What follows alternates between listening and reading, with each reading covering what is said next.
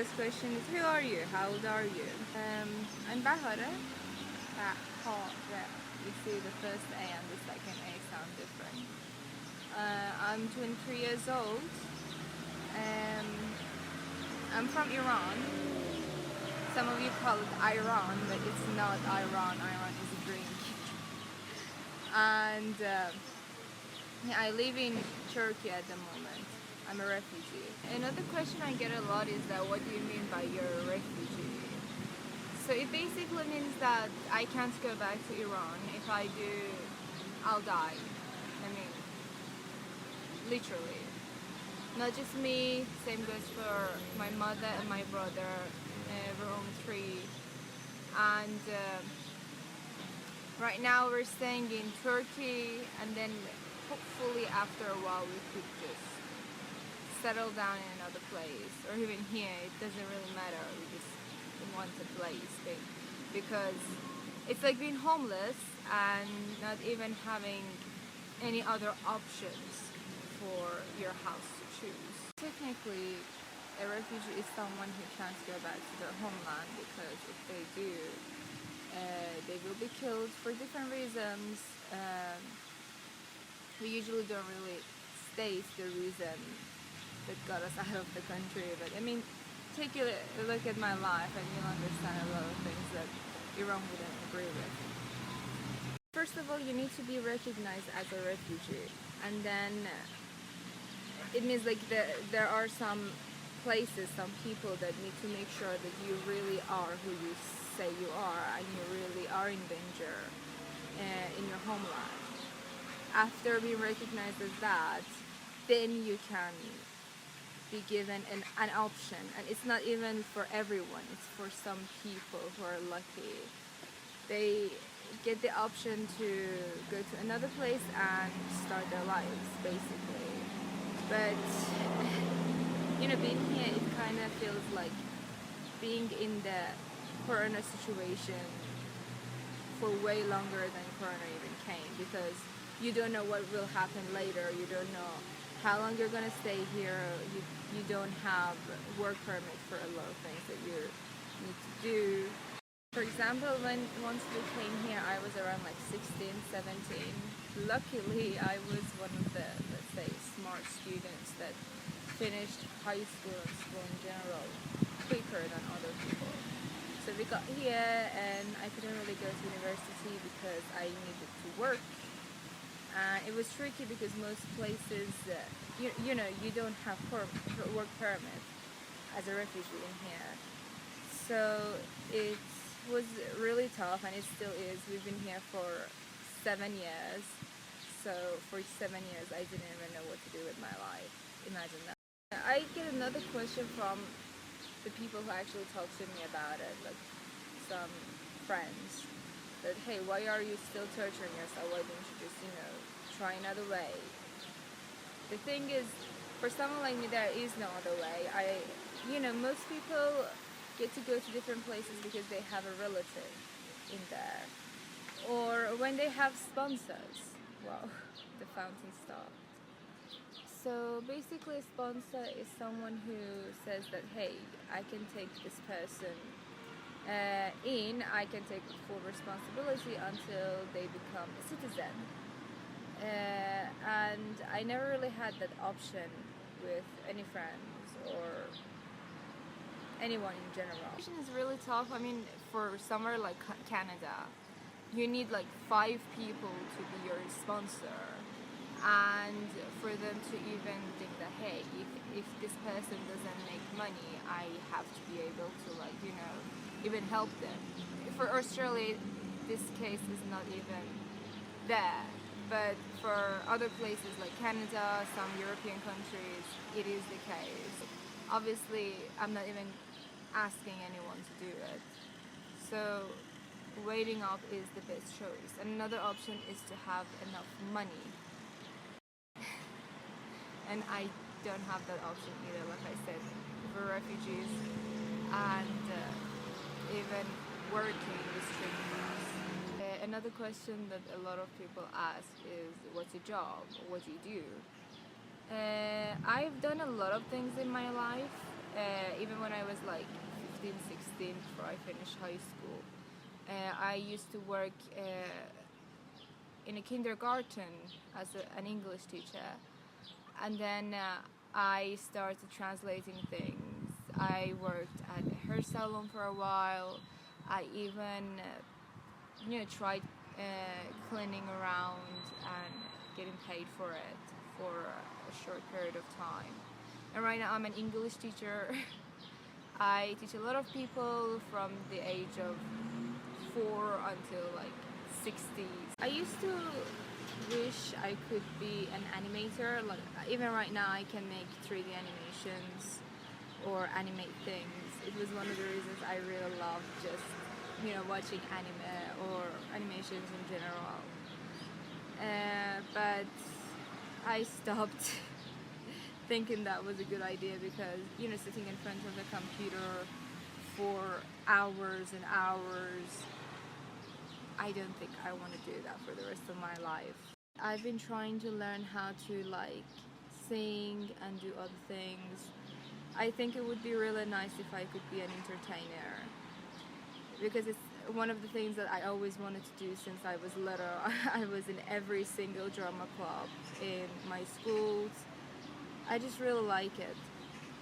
So I'm gonna try to at least do what I've always wished to do. Are you single? And what's your type? I don't really have a type. My type is basically anyone who's honest and has a really nice smile. Definitely a nice smile. And as for me being single, yeah, I am single right now. And honestly, as someone who has some sort of like different mindset with people around me in here, and with my current situation, it's not even safe to get into serious relationships. This is your coming out story, and how did you tell your family that you're bisexual? It's actually a really interesting story. All my life I thought I was basically maybe asexual or something, because I just really wasn't into getting into relationships, especially when I was younger. But then again, I was like a teenager. Of course I wasn't into them. And then after a while I started like discovering things about myself. It was the first year after we got here when I first told my mom. I was having a really tough time with my emotions, especially for this girl I fell in love with at the time. And I just needed someone to listen to me. It was like the worst timing for my mom. We were in Antalya at the time, another city in Turkey, and we were trying to come back home, and there were some dramas with the person we were staying with, and we're from Iran. Like most people are not that educated about the LGBTQ plus community. Most of them think it's just like some sort of myth that doesn't even exist. So imagine us being tired, exhausted, and waiting for the bus, and suddenly I'm like, Mom, I'm bisexual. She just looked at me like this, and like, she didn't know what to say. She just literally didn't know what to say. But it was stressful. I felt like a freak for a long period of time, and not because of how my mother reacted or how she was doing it, mostly because just feeling different with everyone around me. And it took some time, but my mother started like doing some researches, and then we talked about it a little bit more. I explained things more, and right now she is probably my biggest supporter, and I'm really grateful because I don't want to say changed a lot, but more like she adopted a lot, with a lot of changes and a lot of new things that she never really thought could even become a thing in her life. Really, really tough to be part of the community in Turkey, and it's even tougher to be part of the community as an Iranian individual. So it has always been a challenge for me. And I remember even in here, a lot of times I felt terrified for how it was, and I've always been out to everyone, to my, what is happening?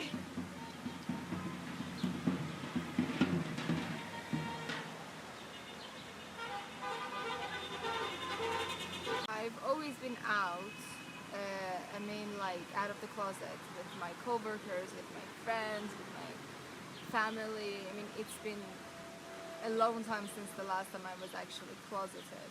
I remember one time I had this coworker. He was from Middle East, not from Turkey, and he was just really religious. And he kept talking about my ancestors and how I should act like my ancestors, even though my ancestors, half of them were gay, and the other, like a lot of people think like, you know, people who are Arabs and Persians are the same and they have the same sort of like history, but not really. So he was just arguing about it with me all the time. He tried to out me in front of my boss, but thankfully my boss and his wife were like way more supportive than he assumed they would be. And then in the end he basically threatened me, and it still scares me. It happened was that I was teaching at the academy and I go down and I find a piece of paper on the teacher's desk, and it, you know, it says you belong to the graveyard. And at first I'm like, I don't know how to react. I'm like, what is this? And I go to the other side of the room and there's another one and there's another one on the printer, and I'm like, who did this? And it's printed out, you know, it's weird. And the only teachers that were presented at the time were me, him, and my boss's wife, and I'm pretty sure my boss's wife wouldn't do that. So I ask around, I asked the guy, and he's like, yeah, I was just writing it for, you know, the printer, but that wasn't for the printer, and he even knew it. But even the way he was saying it was scary, and I call my boss, I tell him at first he thinks it's a joke, but then I'm like, who was he joking to? Like, you know, what kind of joke is that? And then he started getting serious as well. And what was scarier was that I kept seeing him around my house randomly, and it was weird because he didn't work there, he didn't live there, and it just started making me feel like, hey, I have to like look back over my shoulder every time I walk anywhere. Yeah, I'm still scared every time something new happens in here, but hopefully things will get better. Someone on Instagram asked if I have a hair or skincare routine. I don't really have it.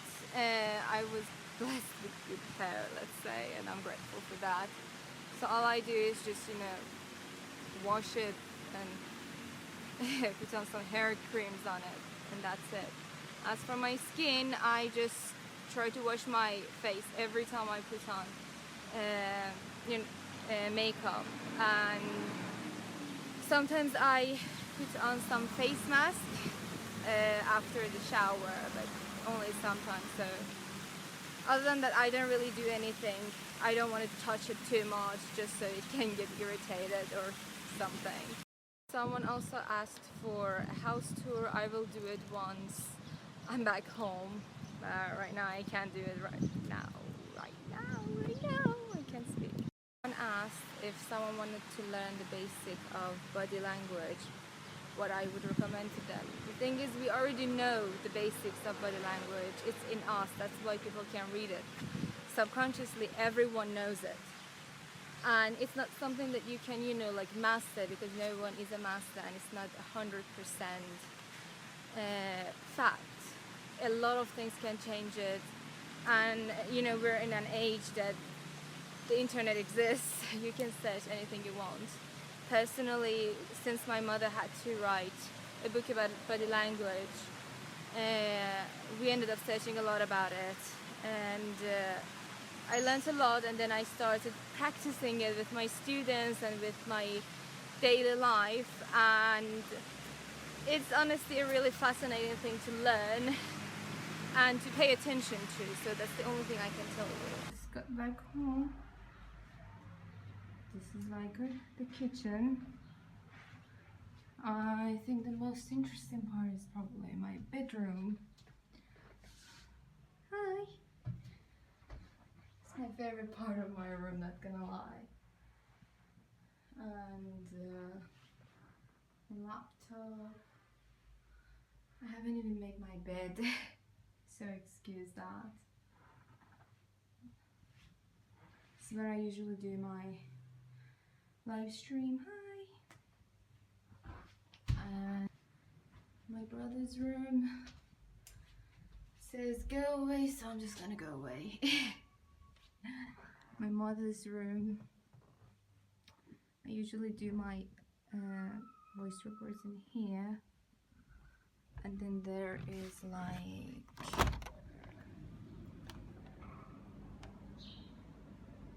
it's nice, isn't it? I like it here.